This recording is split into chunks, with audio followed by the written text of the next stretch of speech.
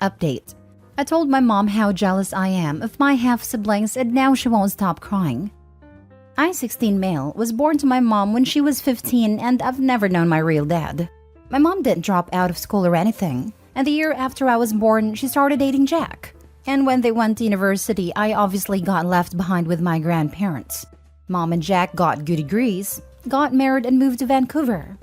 My mom's always been in my life. She would still come home every weekend just to cuddle with me and would always give me these nicknames, but calling me her special guy was her favorite one. She'd always bring me back presents and gifts and spend the whole time playing with me. She's the one who paid for my tutoring and after-school stuff and would try and make it to games and stuff like that. Jack wouldn't always come with her, but it was always fun when he would. He's taken me fishing with him a lot of times and we even went camping for 2 weeks together once, but never again because I hate camping. But when I was 10, my mom and Jack had a daughter and then another girl 3 years ago. I don't really know them, especially because my mom stopped coming over as much after they were born. We don't cuddle anymore. We did on my birthday, but that's it. No more cute nicknames for me except for special guy. It's like they all got transferred to her daughters. No more gifts, and the worst part is, she doesn't come to my games anymore. It was okay with me before, because they still had a spare room in their house and I could go there when it's time for university. Yesterday, my mom FaceTimed and she had the big announcement that she was going to have another baby, and it was a boy. And now she'd have 2 special guys. I guess she saw how sour my face was, because she asked what's wrong. And I don't know, I just admitted how jealous I was that her daughters got her so much. And now her son was going to get her. There wouldn't even be space for me there when I had to go to university. And I guess what I said affected her because she started crying and wouldn't stop and had to hang up. My grandparents are mad that I made her upset and think I don't value them now or something. Jack phoned me and he's mad because my mom thinks it's a mistake now to have another kid. And also mad at me, and he was like, why would I ever think they wouldn't have a room for me? I feel like I really messed up telling her that. And here I am at school writing about it on Reddit because I can't stop thinking about it. Now for the top comments before reading the update. I don't know why all the adults in your life are blaming you, a child, for your very valid feelings about this. They should be trying to make you feel more comfortable and included, rather than try to smother your genuine feelings. Your mom feels bad because she should. She's in her 30s now. There's no reason why she can't be around you anymore. There's no reason Opie should be living with his mother. If she's supporting her own family and having kids, the grandparents' time of raising Opie should be over now. I question why Opie's mom doesn't have him living with her. I was surprised when mom finished college, she didn't move her son into her home. No wonder he feels neglected. I feel like Jack played a big role in why he's not living with them. It's horrible when new partners don't accept children from previous relationships and treat them with love and respect. I understand that the children must also treat the new partner with love and respect. But adults are adults. Children are children. Some adults don't have maturity and so many stepchildren feel unloved. Why couldn't you move back once she graduated and started another family? She can't have her cake and eat it too. Unless the grandparents formally adopted him, then he is still her child. She passed the buck completely and her parents enabled her. Not helped. They enabled the abandonment. It baffles me how people can just leave kids and start completely new families. And now they've decided that he should have suffered in silence, so none of the adults are required to feel bad about what they've done. And now for the update. So I posted on Friday at school, and when I come home, my mom and Jack and their kids were already there talking to my grandparents. As soon as my mom saw me, she gave me such a big hug she actually lifted me up for a second, which is weird because I'm taller than her now, and then wouldn't stop kissing me on the face and telling me she loves me. I said hi to everyone, and my grandparents had my mom take me into my room to talk to me alone. In my room, she told me she was sorry that I felt like she'd been paying me less attention, and that a new baby isn't going to replace me, and I'd always be her special guy. I started crying, so we weren't able to talk until I calmed down, and then Jack came in and joined us. I just admitted that I felt like I wasn't that important to my mom anymore, and if they were having a boy, then there would be no point in them taking me when it's time for university. And then Jack left because he kind of started crying hearing me say that, and that was weird. My mom told me that she wanted to take me when I was 13 and going into high school because she thought that was the best time to do it. Except she argued with my grandparents about it a lot, and they said it was best if I stayed with them. Then when my mom took me to a game, she saw how much fun I was having with my friends and thought they were right. When I said I wanted to go to SFU, she and Jack were happy because it meant I would be with them when I graduated. When I asked about the spare room that was meant to be mine, she admitted that they hadn't thought about what would be the baby's room and would have to figure something out since they aren't giving up my room. My mom told me she'd come and take me every weekend because she said it was wrong that she started paying less attention to me but thought it was okay because I was independent and had my grandparents. She said that she wanted me to spend my breaks with them as well. I don't want to leave my high school, but my mom said I could do that for my grad year if I wanted to move in with them earlier. I did have a talk with Jack too, and he told me that he was glad I confessed everything and that his parents got mad at him for not telling me that when he called me. We did all have a fun weekend together, except my grandparents because they don't leave the house due to COVID. And I do want weekends to keep being like that. I don't know if I'm allowed to keep doing updates here, so this might be the only one.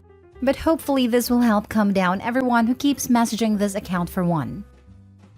Seems like a lot of his grief could have been prevented if the adults had asked him if he wanted to remain with grandparents or go with mom, or even at least explain to him the reasoning behind him not going. Absolutely. I remember reading in the comments that their decision to keep him with his grandparents was supposedly fueled by a child psychologist recommending against removing him from the environment he was used to. But he was like 10 years old at that point. Shouldn't they have taken his opinion into consideration? Truly a sad situation for OP. I hope things turn out well for him. A psychologist told my parents to make me homeless when I was struggling as a teen. There are some bad ones out there. A psychologist told me a few weeks ago, during a first appointment by telephone where it was clear she was driving and not paying attention to me, that I couldn't have been diagnosed as being on the autism spectrum because I seemed fine to her, and I just needed to go out and meet people. Then she recommended I read a book on Freud and ended the session 20 minutes early. So yeah, some therapists are absolute joke. I'm glad about the outcome, but I despise how the first reaction after a teen voicing their feelings is anger and guilt-tripping from all adults involved. The kid is 16, voices how he feels and why, and stepdad gets mad, grandparents get mad and jealous. It's infuriating. Also, no one ever communicated with him. At least Opie learned that skill. I couldn't agree more. The poor kid was basically left alone to feel like he was the one who did something wrong, when all he did was voice his very valid feelings. Every adult in the story, not just the mother, should seriously apologize to him for how they reacted to this whole thing, and I really hope they all learn to communicate with OP better. It could have been just a choice of word by OP. However, if his mom actually said, "I'm sorry you feel like," that's such an a-hole thing to say. You're basically saying I don't agree with how you're feeling. I've read several posts of parents getting remarried and or having more offspring and just almost forgetting their first offspring exists. Like they think they can get a total do-over at being a parent, and are Pikachu shocked when their offspring voice displeasure. Yes, lady, your son who you have kind of forgotten about is not gonna be exactly thrilled when you tell him you're gonna have another son when you barely interact with him as it is. Then in like a decade or two, the parents are gonna be shocked that their offspring wants nothing to do with them and just have no idea what they did wrong. Last story. I don't feel guilty about the loss of my sister's son. So I, female 24, was 7 or 8 at the time this happened. My older sister Susan, 37, was 20 or 21 and she had a newborn baby. Our mom was at work at the time, so it was me, my sister, and the baby at home. We didn't have a dad, and all of our relatives live in another country, so we were at my sister's care. My sister was always someone who likes to go out with friends, to parties, and wasn't often home, until she was pregnant and had the baby. So, she only could go out and have fun when our mom had a day off.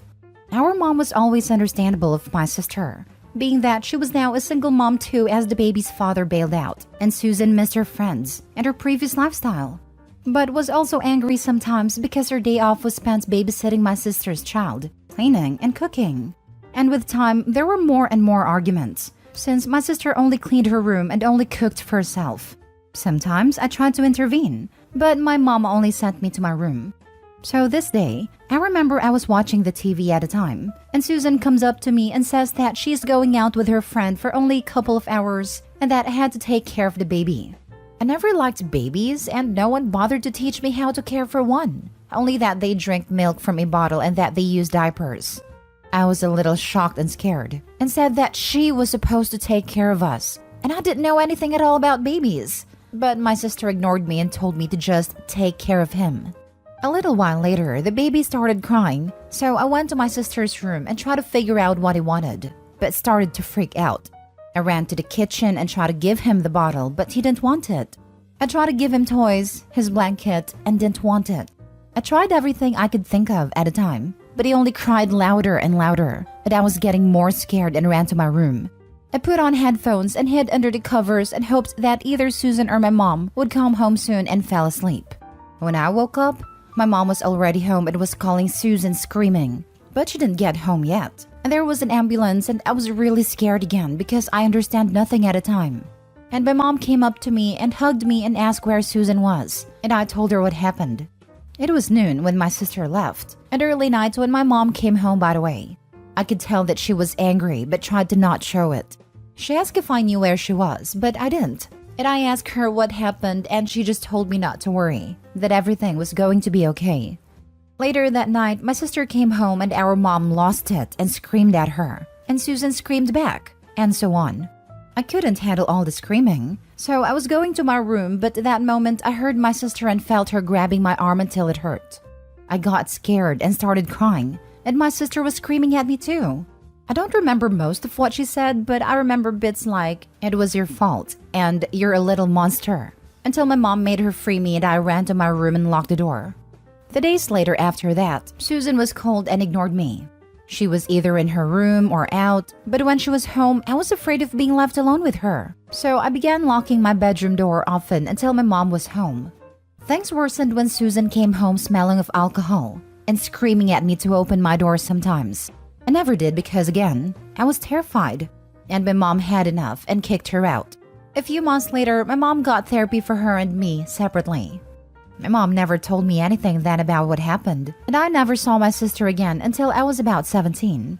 I used to ask my mom how she was, and she just told me that she was doing good. When I saw her again when she came home to visit, and I was a little bit in shock and on edge. I was glad to see her, of course, but also weirded out because I remembered how she treated me when I was younger. It was my mom's day off, so we were all in the kitchen talking about normal stuff like work, grades, relatives, etc. Until my sister out of the blue says that she thinks she deserves an apology. I was confused and didn't know if she was referring to me or mom. And Susan looks at me and says that I have to apologize to her for what happened. I asked what she was talking about, and my mom told my sister to get out. But Susan started to raise her voice and tell me to say sorry for what I did to her baby and that it was my fault that he died. My mom dragged her to the door and closed it when Susan was out while I was still shocked and didn't know what to do or say. After that, my mom explained very briefly what happened and that they talked about reuniting us because Susan felt ready to see me again and wanted to make peace, but didn't expect that to happen. For the full story, she waited until I was 18 to tell me. So what happened was, while I was sleeping in my room, somehow the baby suffocated. My sister blames me for what happened because she left me in charge of him. My mom found him and called the ambulance, but it was too late. Blamed my sister for being irresponsible and leaving not only her little sister, but her own child as well, just to go partying. For a while, I was still processing the info. But in the end, I understand that I was just a kid and didn't have any idea on how to do anything for a baby. And when I got overstimulated and stressed, I panicked and hid where I felt safe. However, my sister has been trying to contact me recently. She says it's because, like she told my mom, wants to reconnect and resolve this. I was on the fence about it because of the past experiences, so I talked about this to my mom and my therapist before doing anything. I relented at the end to meet with her, but only in a public place to make sure she doesn't do anything crazy. We went to a cafe, and again, like the previous time, everything was normal at the beginning. But after a bit of a small talk, my sister told me it was time that I apologize. I began to leave and pay for my part, then I told her that there was nothing for me to apologize for. She tried to follow me telling me awful stuff, Again, that it was my fault and I'm a murderer and hoped I never have children, and raised her voice more once we were outside. I ended up telling her that I couldn't care anymore about her or her baby, that she was the irresponsible adult who left 2 children at home by themselves, and I didn't feel guilty about it because I knew it wasn't my fault her son died, that I only feel absolute apathy towards her, and to never contact me again. I then left as fast as I could because I couldn't stand being near her while she was screaming and crying. I admit I did feel bad about her and her baby before, but after this meeting, I had enough of her crap, and her blaming a confused and scared child for the death of her son. When I got home, I told everything to my mom, and we agreed that if she tried anything, next time we'd call the police. So that's it. I just wanted to let all of this out. I tried to be as specific as I could from what I remember, what I've been told, and what I wrote in my diary at a time. Feel better now. Now for the comments. Her actions caused the death of her son and gave you trauma for life, and she had the audacity to say she hopes you never have children? She should have been prosecuted for neglect and child endangerment. Glad your mom is supporting you. You were a child. Your sister was the adult. She is 100% responsible for what happened. You were not. She's just trying to put the blame on you because she's too much of a coward to admit it was her fault. This. Who in their right mind leaves a baby behind with a 7 or 8-year-old? Especially without explaining them how to take care of a child. I mean, I basically raised my sister at age 10, which is still 2 to 3 years older than Opie's age. Though I was parentified, which isn't good, I was explained how to do it all before my baby sister was dumped on me. I was also a single mom at the age of 20, living with my own mom. I never really went out to party, but I did go out with friends a few times. But I never would have left my baby alone with a child. Wouldn't even leave any of my kids alone to people who doesn't agree to take care of them, no matter their age. I have an 8-year-old son, 6-year-old daughter, and 10-month-old daughter. The most my older kids have to do is entertain baby for a couple of minutes while I prepare her food or when I go pee.